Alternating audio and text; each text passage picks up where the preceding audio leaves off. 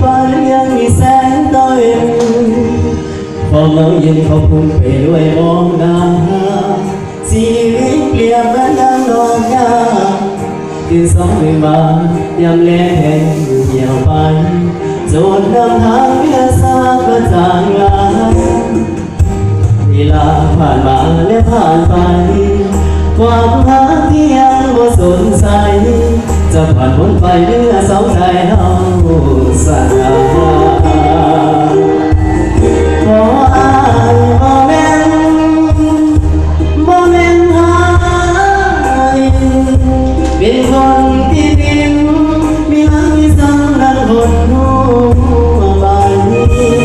ก็ได้แต่หวังว่าน้องนั้นสิเข้าใจบ่ได้หวังกำลังสิยอมกินแล้วแสน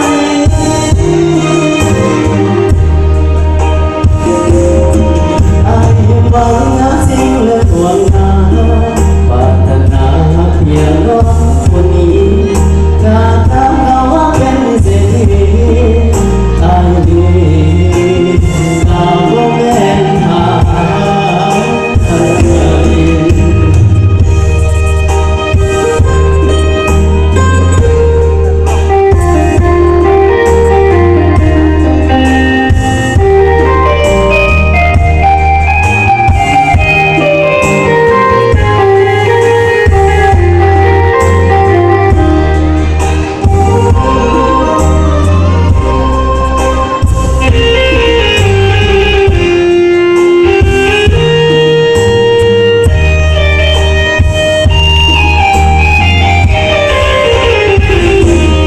Hãy subscribe cho kênh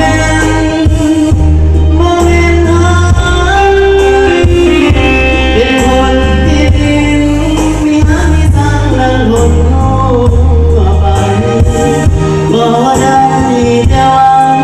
bỏ lỡ